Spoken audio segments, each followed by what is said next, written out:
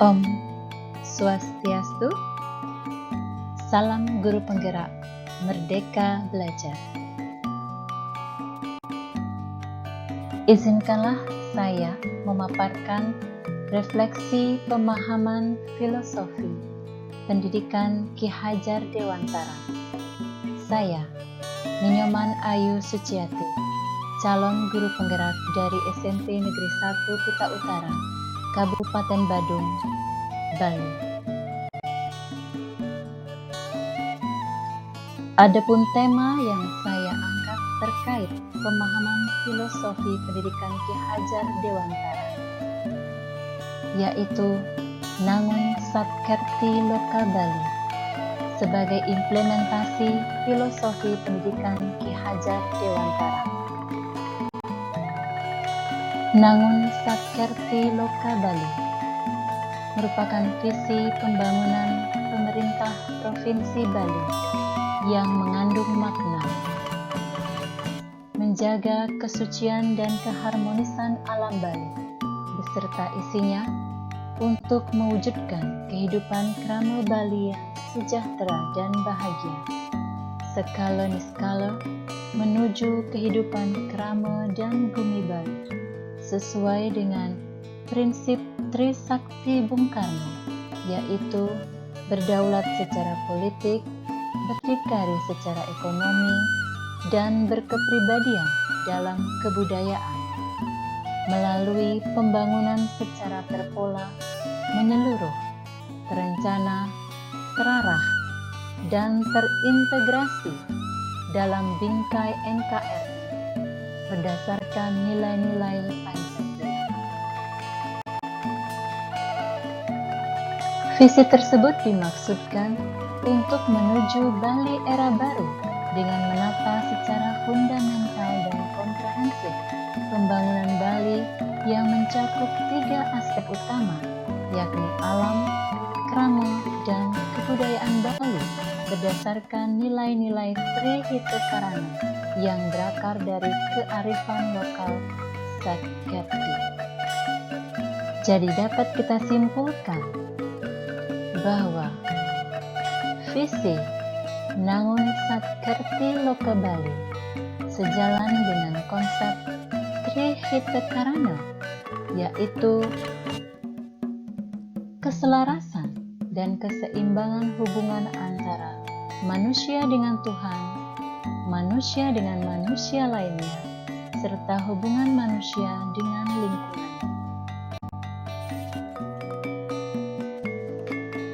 Roh Satkerti dalam pendidikan di Bali berujung pada pelestarian budaya Bali, di mana sekolah dijadikan suatu pusat budaya sebagai wahana dalam pengembangan budaya Bali.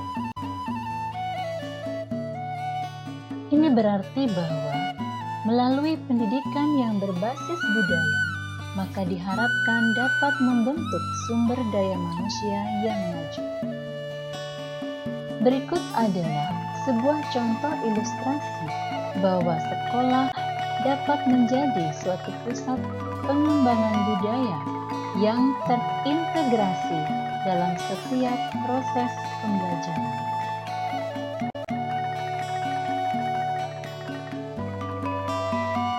Berdasarkan pemahaman konsep Nangun Satkerti Loka Bali tersebut, maka dapat disimpulkan bahwa visi pembangunan pemerintah Provinsi Bali sejalan dengan konsep filosofi pendidikan Ki Hajar Dewantara, di mana salah satu filosofi penting beliau adalah menguatkan pendidikan demi memajukan kebudayaan.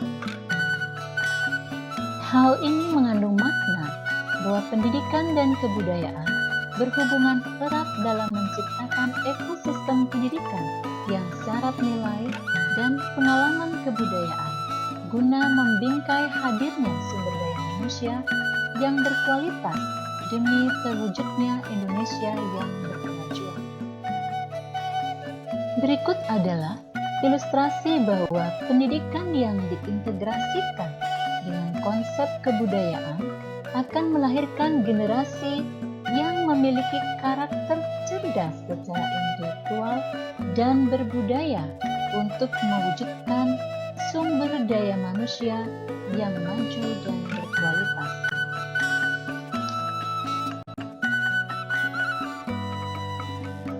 Bagaimanakah mewujudkan sumber daya manusia yang berkualitas dan maju? Salah satu di antaranya dapat diwujudkan melalui pendidikan karakter untuk membentuk insan berakhlak mulia dan berbudi pekerti luhur.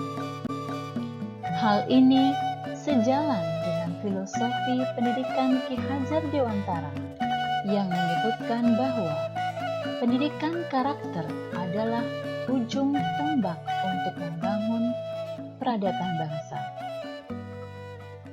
Karakter yang penting dimiliki oleh generasi muda saat ini yaitu beriman, bertakwa kepada Tuhan Yang Maha Esa dan berakhlak mulia, berkebinekaan global, bergotong royong, kreatif, bernalar kritis, dan mandiri. Semua karakter tersebut mencerminkan profil pelajar Pancasila. Lalu bagaimanakah peran seorang pendidik untuk mewujudkan profil pelajar Pancasila tersebut?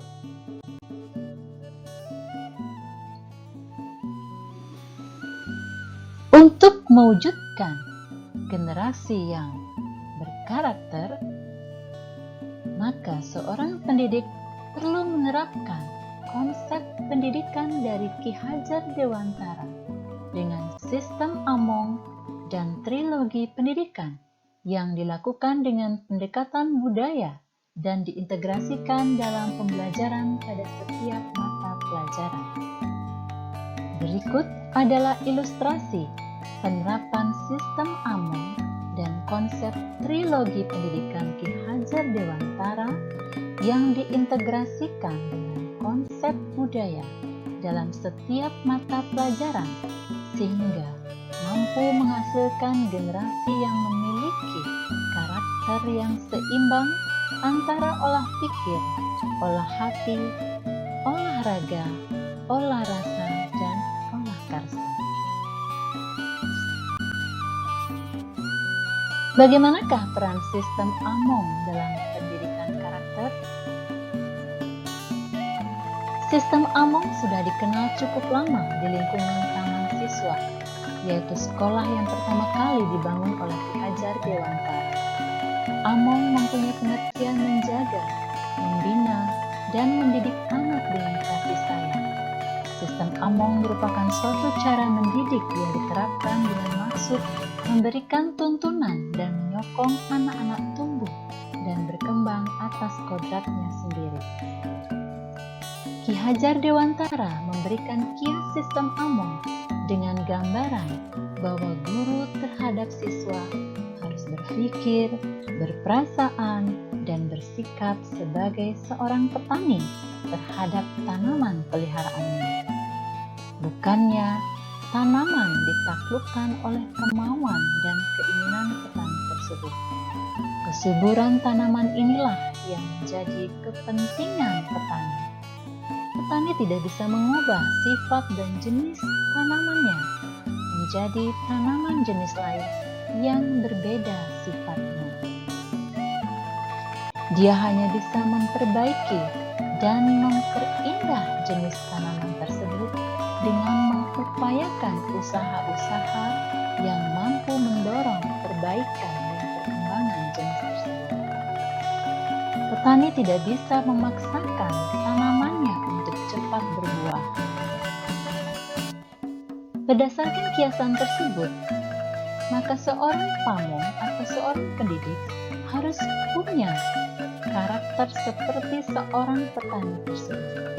Tidak membeda-bedakan anak didiknya, tapi berusaha menciptakan agar anak didiknya tersebut tumbuh menjadi anak-anak yang berjiwa mandiri dan memiliki kemerdekaan dalam belajar. Trilogi pendidikan dalam Ki Hajar Dewantara sangat penting diterapkan oleh pendidik guna membentuk generasi yang berkarakter. Trilogi pendidikan tersebut diantaranya Ingarso Sungtulodo, Ing Maju Mangunkarso, dan Tutwuri Handayani. Ingarso Sungtulodo berarti seorang pendidik harus dapat memberikan suri teladan bagi peserta didik dan orang-orang di sekitarnya. Ing Maju Mangunkarso berarti seorang pendidik di tengah-tengah kesibukannya diharapkan dapat membangkitkan semangat terhadap peserta didiknya. Dan Tutwuri Handayani artinya seorang pendidik diharapkan dapat memberikan dorongan moral dan semangat kepada peserta didik. Melalui trilogi pendidikan Ki Hajar Dewantara, maka sosok pengajar sepatutnya terlebih dahulu memberikan teladan kepada siswa didiknya, yang nantinya teladan itu pun akan menjadi contoh moral dan etika dari seorang pengajar yang dianggap sebagai pemberi panutan oleh siswa didiknya dan berpengaruh kepada tercapainya tujuan dari pendidikan, yaitu membentuk generasi cerdas berkarakter. Nilai-nilai budaya hendaknya diinternalisasikan dalam pendidikan guna membentuk generasi yang berbudaya dan berkarakter. Internalisasi nilai budaya merupakan suatu proses penanaman nilai tentang budaya. Dalam penanaman dan penumbuh kembangan nilai tersebut dilakukan melalui integrasi budaya dalam berbagai metode pendidikan dan pengajaran. Berikut adalah contoh internalisasi budaya dalam proses pembelajaran, diantaranya dalam upaya menjaga keharmonisan hubungan antara manusia dengan Tuhan. Dalam proses pembelajaran, peserta didik dapat diberikan pembiasaan seperti melakukan persembahyangan atau berdoa sebelum dan sesudah melaksanakan proses pembelajaran. Dalam upaya menjaga keharmonisan manusia dengan sesamanya, dalam proses pendidikan, peserta didik diharapkan diberikan kesempatan yang seluas-luasnya untuk mengembangkan segala minat, bakat, dan potensinya di bidang seni budaya, sehingga mampu membangun rasa toleransi dan kerjasama antar peserta didik. Sedangkan dalam upaya menjaga keharmonisan manusia dengan alam lingkungan, dalam proses pendidikan, peserta didik dapat diberikan pembiasaan berupa budaya gotong royong, membersihkan lingkungan sekitar.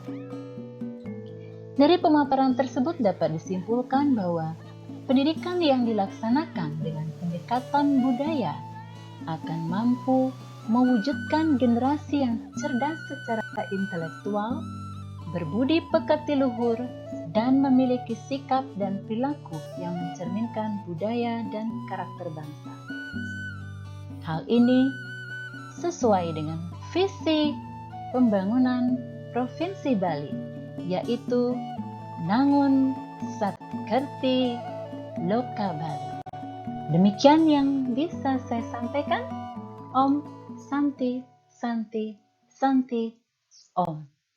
Salam guru penggerak, merdeka belajar.